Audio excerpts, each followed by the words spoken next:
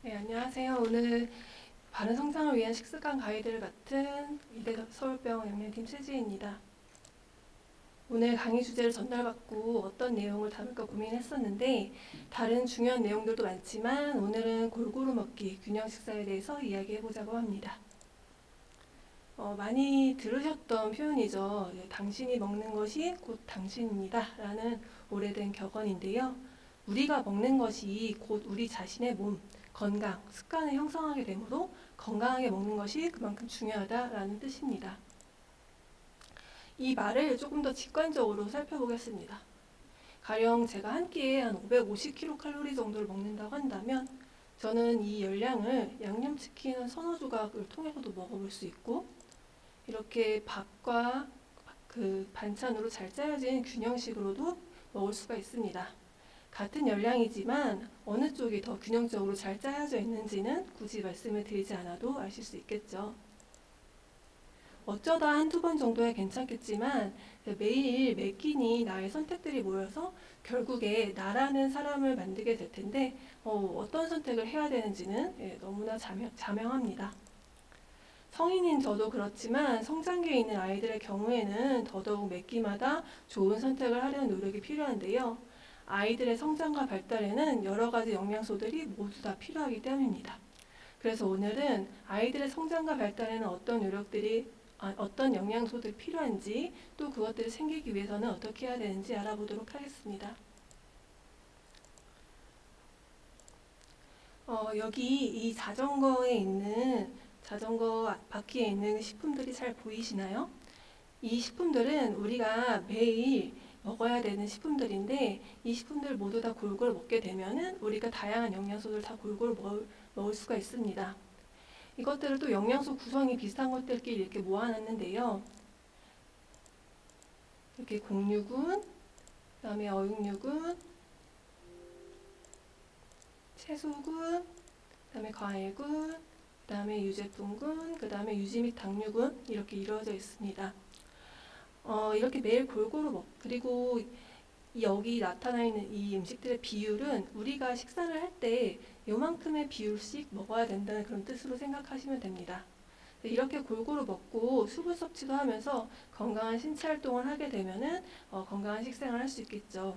그러면 각 식품군을 하나씩 살펴보고 얼마나 먹어야 되는지도 알아보도록 하겠습니다. 먼저 곡류군인데요.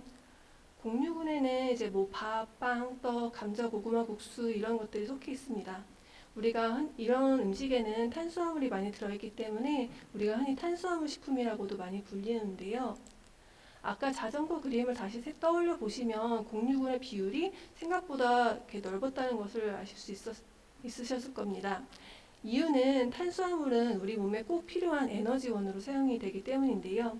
이렇게 신체 활동을 하는데도 사용이 되고 우리 몸에서 아주 중요한 뇌세포나 적혈구 세포들에게도 활용이 되기 때문에 그렇습니다. 그래서 이 곡류군에 해당하는 식품들은 매 끼니마다 선택을 해서 드셔야 되는데요. 초등학생의 경우에는 이렇게 끼니마다 밥 한 공기 아니면 뭐 빵 같은 경우는 식빵 3장, 국수는 한 1인분 정도 양이라고 생각해 주시면 되겠습니다. 그 다음은 어육류군인데요. 여기에는 고기, 생선, 계란, 두부, 해산물이 속해 있습니다. 이 식품들은 단백질을 많이 가지고 있는데요. 이 단백질들은 우리 몸의 면역 상태를 유지하고 뼈와 근육을 만드는데 재료로 활용이 됩니다. 따라서 성장기인 우리 아이들에게도 꼭 필요한 영양소인데요. 그래서 이 식품군들도 매 끼니마다 섭취를 해줘야 됩니다. 초등학생 아이들의 경우에는 생선 이렇게 작은 거 2토막 아니면 이렇게 갈치 같은 거 하나 구우시면은 한 3분의 2 정도 생각하시면 될 것 같고 두부 같은 거 300g짜리 하나 사시면 이렇게 한 반모에서 4분의 3모 정도입니다. 근데 적게 먹는 아이들에게는 이것도 많다고 느껴질 수도 있는데 잘 먹는 아이들에게는 생각보다 양이 적다 이렇게 생각하실 수도 있습니다. 이 고기 80g에서 120g을 실제로 보면 사실 그렇게 많은 양은 아니거든요. 제가 말씀을 드리고 싶었던 거는 요즘에는 탄수화물은 되게 안 좋은 영양소처럼 많이 비춰지고 반면에 단백질은 이제 약간 무슨 영약처럼 여겨져서 잘 크려면 이제 단백질을 많이 고기를 많이 먹어야 된다 이렇게 생각하시는 분들이 의외로 많습니다. 하지만 단백질은 우리 몸에서 어느 정도 필요한 양만큼 이제 활용이 되게 되면 나머지는 다 지방으로 저장이 됩니다. 그래서 결국에 얘도 많이 먹게 되면 이제 살로 저장이 된다는 거. 그리고 우리가 먹는 이 어육류군 식품군들은 주로 이렇게 지방이 많은 쪽들을 주로 선택을 하시잖아요. 얘네가 맛있으니까. 그래서 결국에 어쨌든 많이 먹게 된다면 나의 필요량보다 많이 먹게 된다면 얘도 어쨌든 다 이제 지방으로 저장이 된다는 거 이거를 꼭 말씀을 드리고 싶었습니다. 그 다음에는 채소군인데요. 채소군은 말 그대로 채소들인데 여기에는 뭐 섬유소, 비타민, 무기질, 파이토케미칼 이런 영양소들이 있어서 뭐 변비도 예방해주고 장 건강도 챙겨주고 우리 몸의 대사에도 활용이 돼서 성장기 아이들에게도 꼭 필요한 영양소입니다. 아이들의 경우에는 이 정도 양을 몇 끼니마다 드셔야 되는데 이게 한 뼘이 좀 안 되는 그 접시거든요. 그래서 이게 뭉쳐놔서 그렇지 좀 많은 양입니다. 사실은. 양상추 같은 걸로 보자면은 양상추는 한 6장에서 8장 정도. 이 정도를 끼니마다 드시는 걸 이제 권장을 드립니다.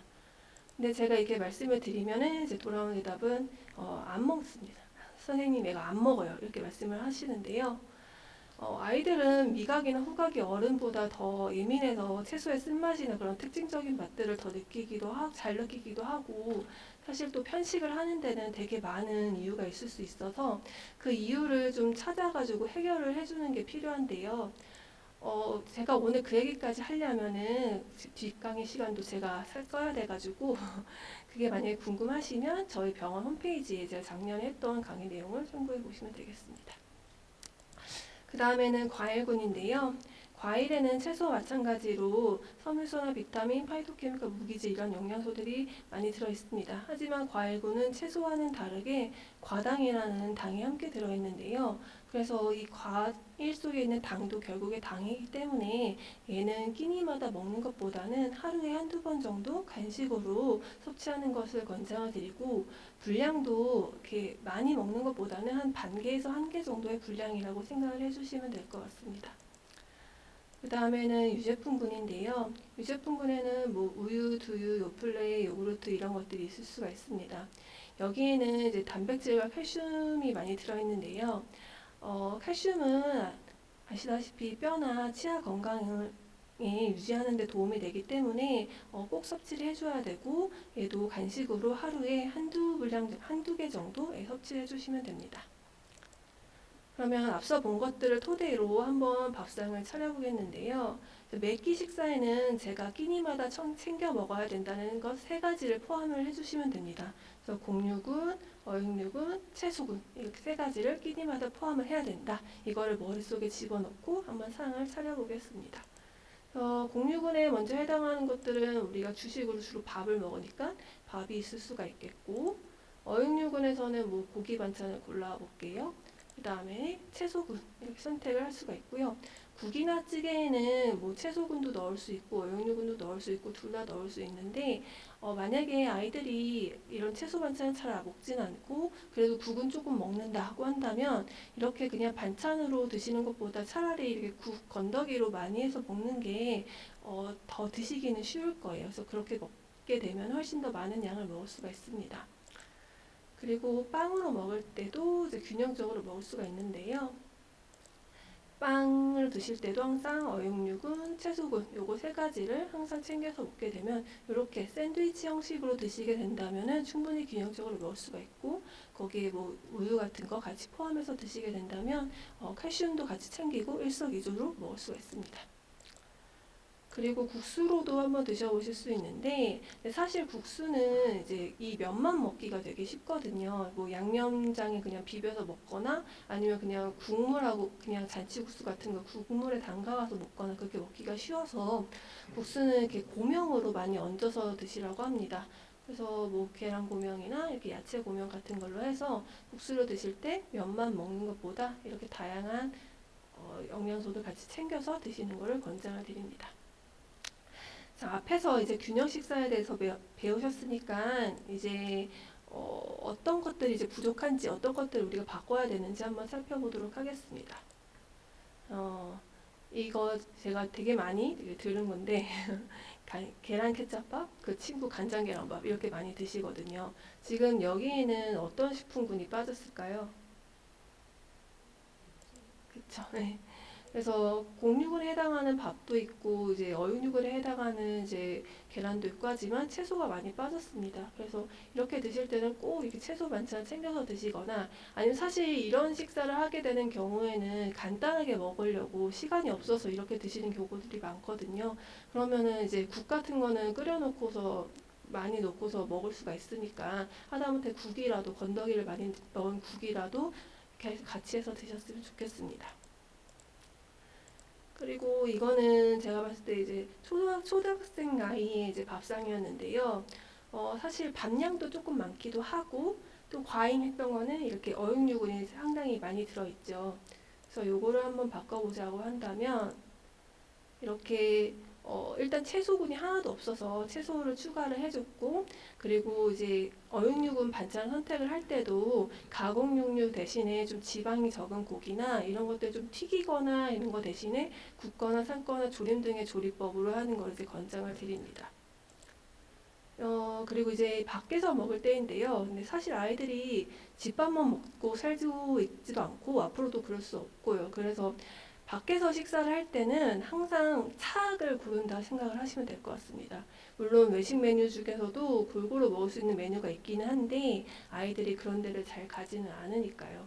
그래서 주로 이제 편의점 가서 많이 먹는데 편의점에서 먹는 것들이 이런 김밥이나 아니면 삼각김밥, 핫바, 이런 컵라면 이런 것들을 주로 먹게 됩니다.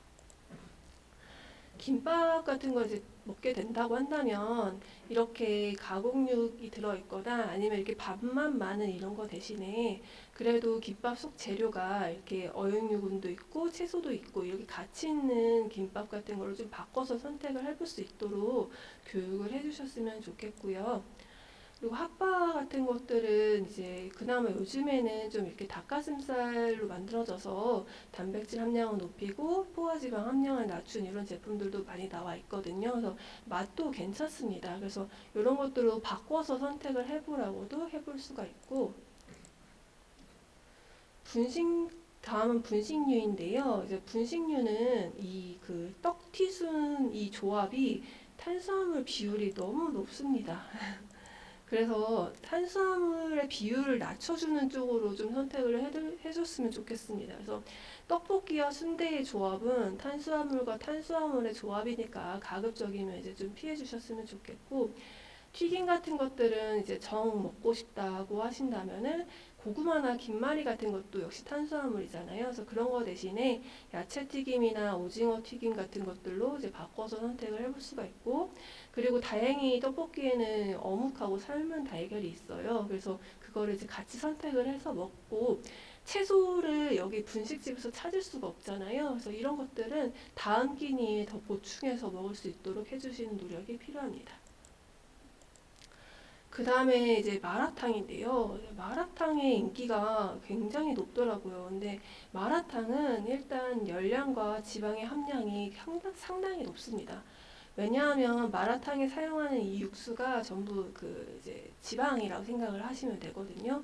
그래서 가급적이면 안 먹었으면 좋겠는데 아이들이 그래도 먹겠죠? 그러면 국물은 되도록 먹지 않는 거. 그래서 건더기만 건져서 먹을 수 있도록 해줬으면 좋겠고 또 얘는 다행히 내가 사리를 선택을 할 수가 있어요. 그래서 사리를 선택을 할 때 채소 당연히 넣고 그 다음에 단백질 근원이 될 수 있는 이런 고기다, 두부다, 메추리알 같은 것들 같이 넣어주시고 웬만하면은 이렇게 여기 떡살이나 이게 당면이나 이렇게 분모자나 이런 것들을 이렇게 중첩적으로 해가지고 넣는 것보다는 한 가지 정도만 선택을 해서 넣어주셨으면 좋겠습니다.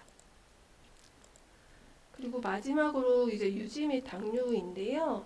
여기 앞선 그림을 다시 보자면 유지 및 당류가 차지하는 비율이 굉장히 적습니다. 이 말은 일부러 먹을 필요는 없고 그냥 조리할 때 자연스럽게 이제 넣어서 먹으라는 뜻인데요. 근데 사실 요즘 아이들이 당류를 너무 많이 먹고 있습니다. 그래서 이거는 이제 식약처에서 조사한 결과인데 우리 아이들이 가공식품을 통한 당류의 섭취량이 이제 계속 늘어나고 있고 3에서 5세, 12세에서 18세의 경우에는 이 권장량보다 훨씬 이상 먹고 있다는 걸 알 수가 있습니다. 그리고 이렇게 섭취한 거의 한 2명 중에 1명 정도는 이런 권고 기준량보다 더 많이 먹고 있다는 것도 알 수가 있습니다.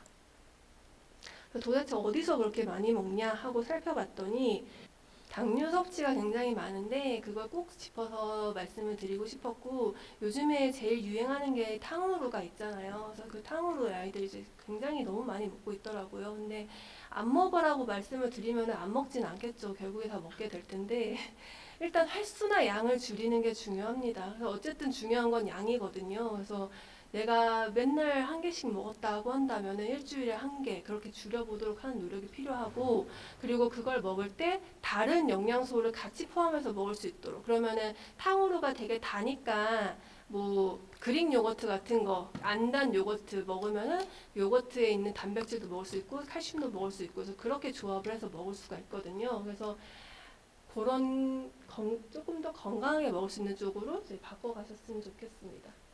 네.